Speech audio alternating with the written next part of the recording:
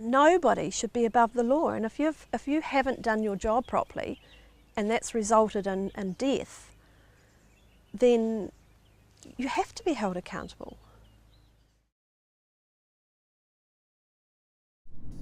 December 5th, 2006. Judy Ashton's daughter Debbie was driving along this Nelson Road.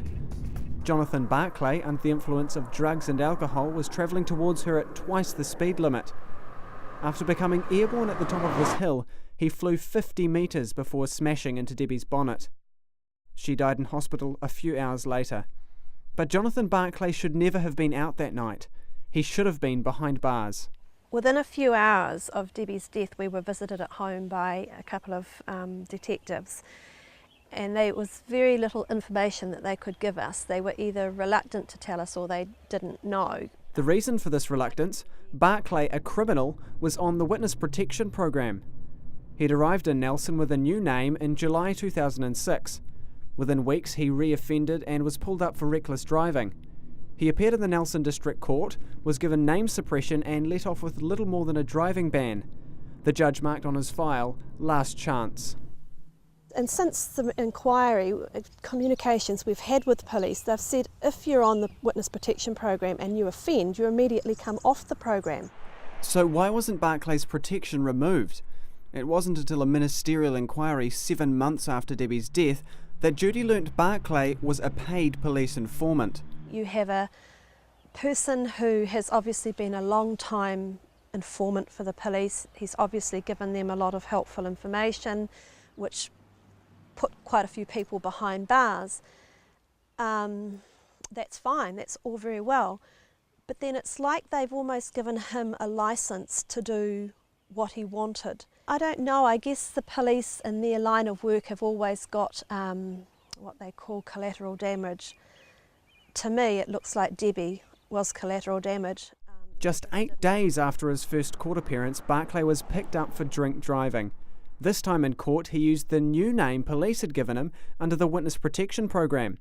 This meant the judge saw a clean record, gave him a $500 fine and a 6-month ban from driving. Free on the street again. His next offence would kill Debbie Ashton. They made recommendations to the police. Yes. To make changes to the witness protection program. Yes. And that was all that was done? Yeah, the ministerial inquiry, Christy MacDonald had recommended that certain recommendations be made to both police and corrections systems and their procedures.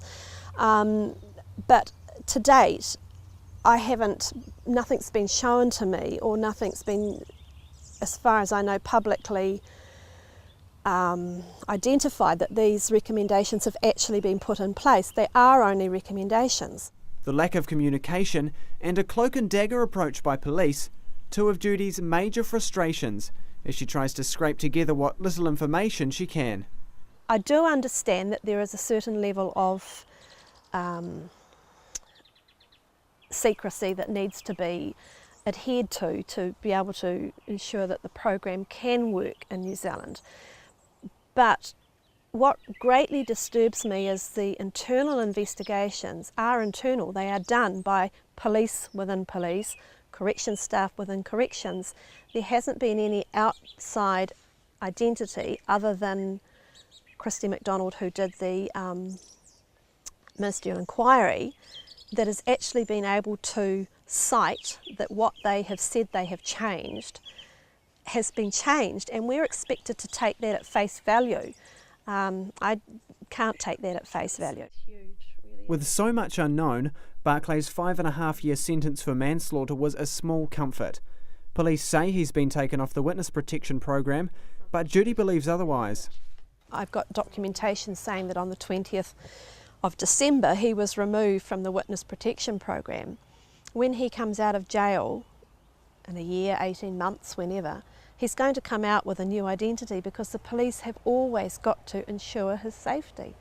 Why is it so important for you that someone is held accountable? Why aren't you just happy with an apology?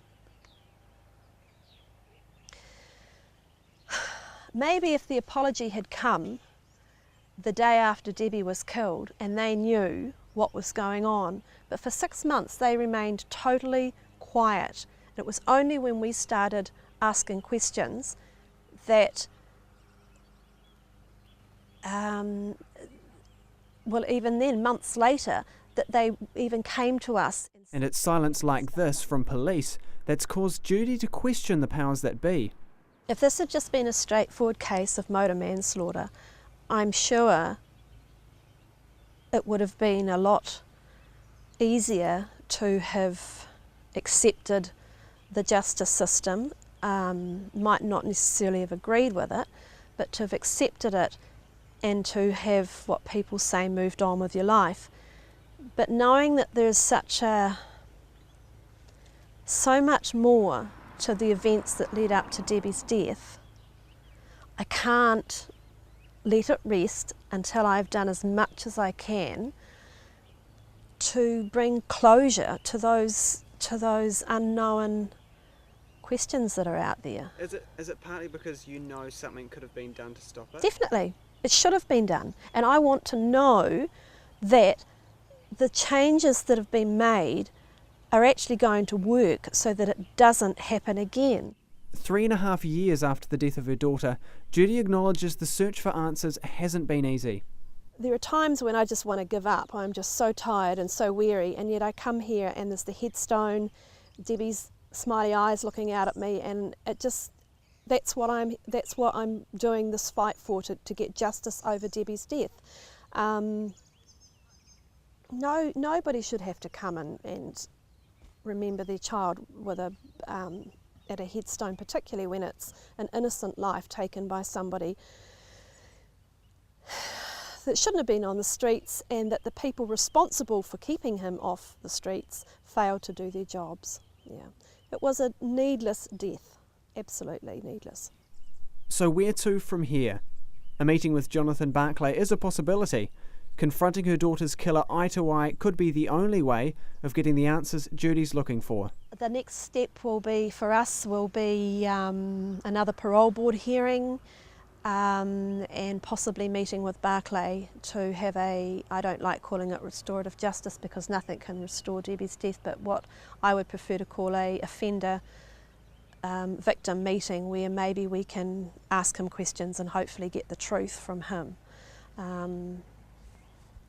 That's yet to be decided. Sure. Until I've pursued every avenue I can, I don't think I can come here and sit with a clear conscience and say to Debs, I've done everything I can.